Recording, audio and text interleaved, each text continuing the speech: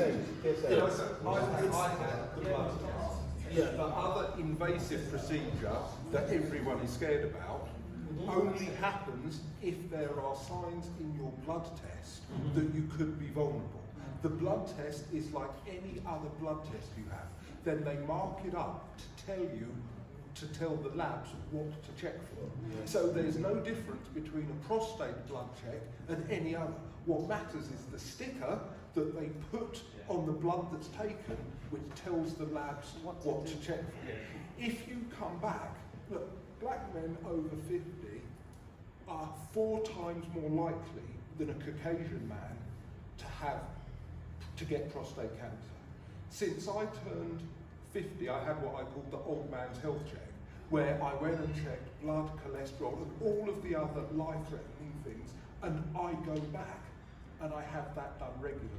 All of them involve a blood test. It is the same blood extraction. The important thing is if they detect it earlier, then they can do the vulnerable test. And when it comes to prostate, the other check, they are developing other procedures to check it. But the ultrasound. But the invasive check, which is the finger up, if you were diagnosed that's a small price to pay for maybe extending your life. Right? So let's get this into perspective. Someone sticking their finger up your arse or dying. Or dying because you didn't let someone do that. You don't even have to tell people that they did it, right, if you're that worried, right? But get the blood test as the first step, because it can put your mind at ease. And if you keep it, I also have a friend who had it. They had it done and they've survived, they've been treated, and no problem. But I also know people who didn't. We're having these conversations, and then you pull it up. I've been educated on the subject as well. So, yeah, I think it's still for a direction. For a play about it, because the only reason why I mentioned it was because I was thinking, if there was a drama production that could educate us about stuff like this, it could make such a huge difference, such a massive impact. Because our communities need to know and need to have that awareness, bro. Because there's too many people dropping out unnecessarily.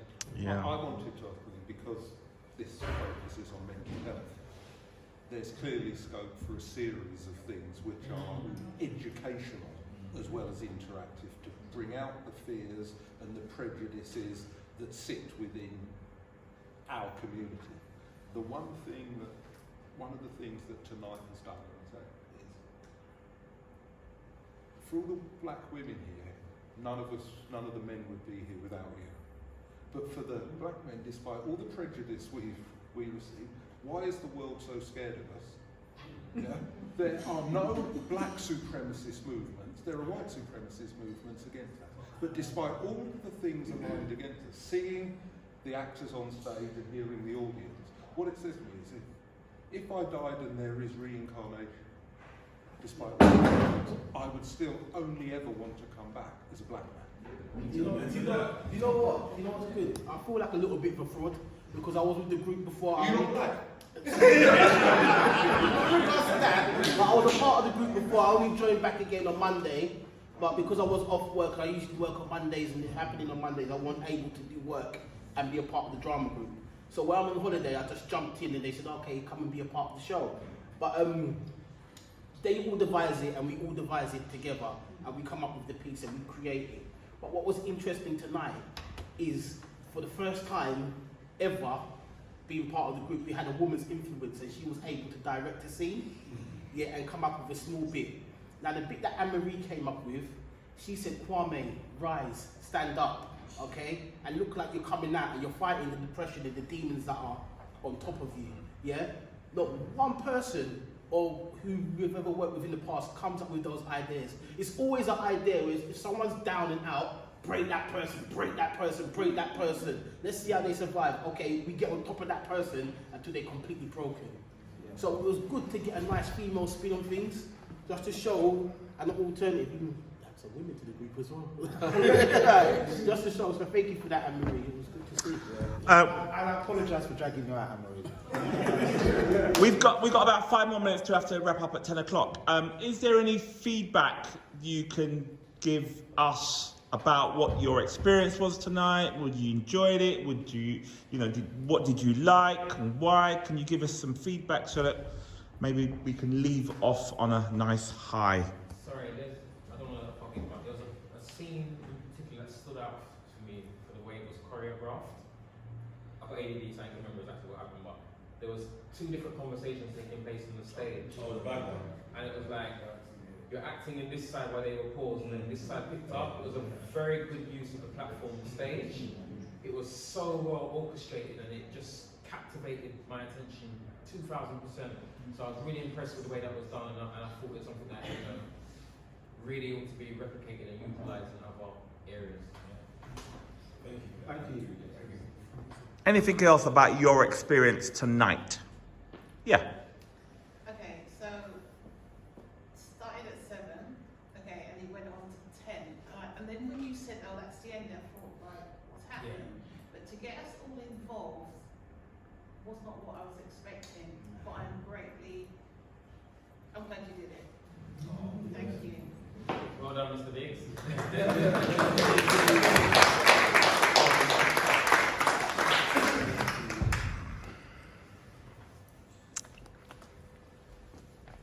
Right, I'm going to say that I've come down to support, a younger generation, yeah? And I think there's a few other people here that I've seen. But I was going to say, this is, I think the point I was going to come up to was intergenerational. I think it's covered quite a lot of things here. Women, men, old people, young people, and some of the problems that we face, even down to health. And I think what's in the back of my mind is, in order to know where we're going, we need to know where we come from. And that's why I was looking at this intergenerational, because it's important from a health perspective, family perspective, female perspective, male perspective. And I think it's really good that it's nice whenever there's a gathering. But again, for me, it's about being able to know what we look like from before, and then all of us know which way to go. But I'd like to say it's really good to see everyone here. It was good.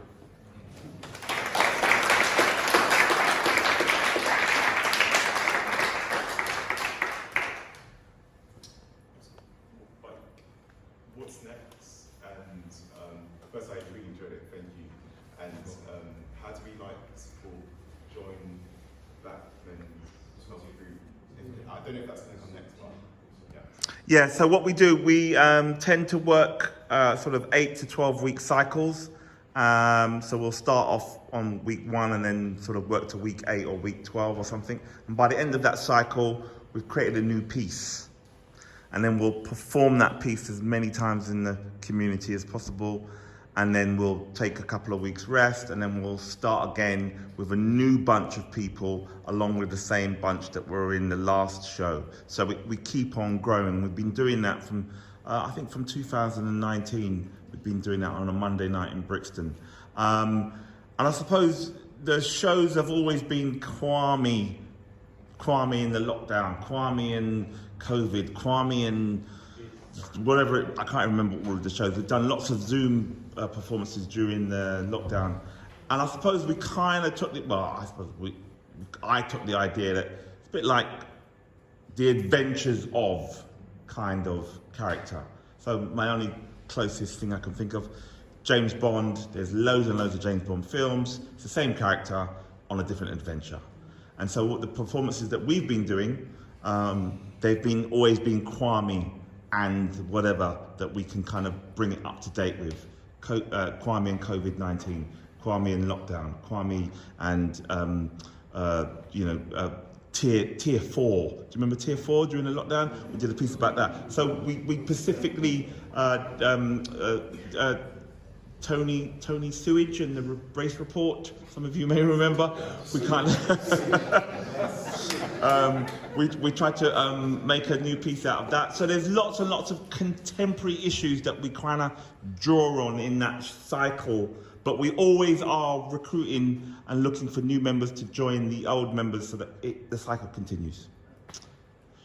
So yeah, so we will be starting back hopefully probably by mid to late September. We'll be starting again back in our place. If you want to know more about that or find out and join, come and see me afterwards. But I think unless there's anything else, you can watch all of our previous performances also on YouTube. If you type in Tony Seeley or Kwame in lockdown, so you can see our performances. And for me, this is our second performance, apart from in November when we did one performance, because Boris had a moment, he let us out for 5 minutes, that we've actually done, because when I started in February of 2020, a month after that, lockdown, came in, so we had to do everything via Zoom, and we didn't know what Zoom was. I did.